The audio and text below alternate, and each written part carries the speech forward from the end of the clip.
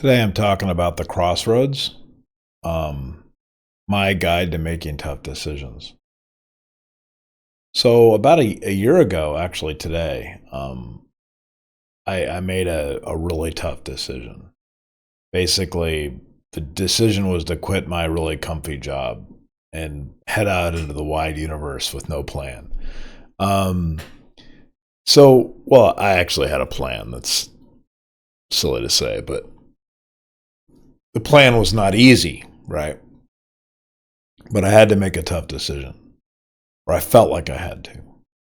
So I realized that this was a crossroads moment. Like I could go one path or I could go the other. And I've had a couple of crossroads decisions in my life. So, seems like I've had a crossroad decision for about every decade of my life, right? So, um, I've had five or more major crossroad decisions. But the first point is in order to get to a crossroad decision, you actually have to have a decision to make. So a lot of us will have many, many things we can do or options we can explore. And so we'll get paralyzed with indecision because there's so much. So the first step is to really limit the options, narrow down the options to where you are down to really clear choices. I can either do this or I can do this. And I'm confident in that because I've eliminated all the other options for one reason or another. The pros and cons just don't work out. So now I'm down to two very clear options. And you should know that those options are starkly different from each other. And once you're at that point, now you're ready to make a decision. And I think that's probably one of the tough parts is getting to that point. Once I've got those clear decisions in front of me, I then visualize. I try to walk myself through what a day in the life would look like if I choose one path or another. So this could be visualizing the initial start, visualizing what it'd be like in a couple of years from now, visualizing what it would be like in 10 years from now. And I like to be very specific about this. What is my life like? Where am I living? What am I doing? What's my day-to-day like? It's one thing to romanticize about deciding to do something. Like I want to be a bed and breakfast owner in some nice vacation spot. That's all I want to do. That's romantic.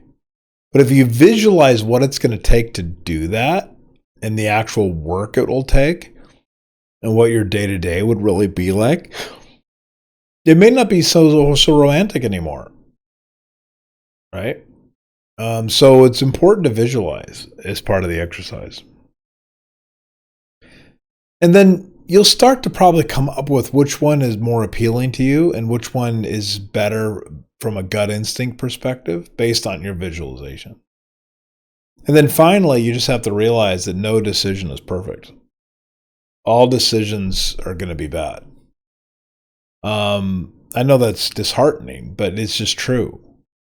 Deciding to do something is actually the easy part.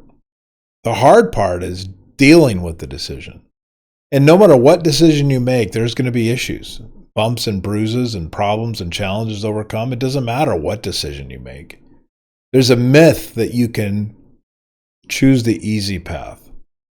The road well traveled, even that road is difficult. So this notion that we can pick the easy path is just dumb. No matter what you do, no matter what decision you make, you're going to have a hard road ahead. So I always think of that because sometimes I want to make my decision based on what is easy, right?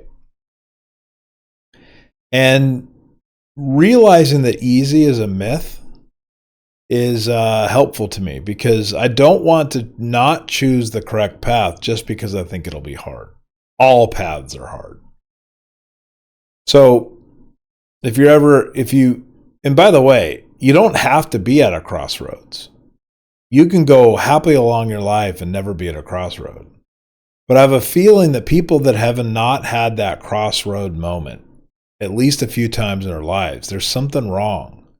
You need to force yourself to decide paths, because decisively making a move to go down one path or another is really the deal that you make with yourself and with God or whomever, right? You know, there's a story of Robert Johnson, the famous blues guitarist, who made a deal with the devil at the Crossroads.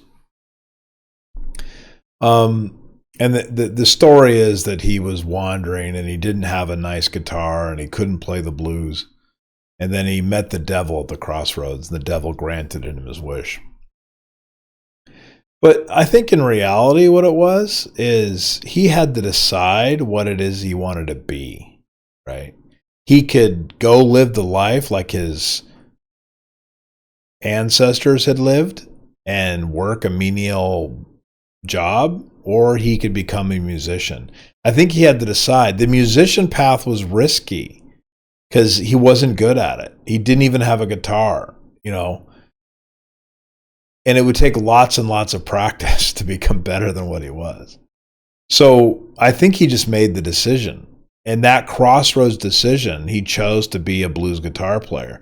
And that required day and night, every day, studying, saving, scrapping together every penny he could to buy his first real guitar.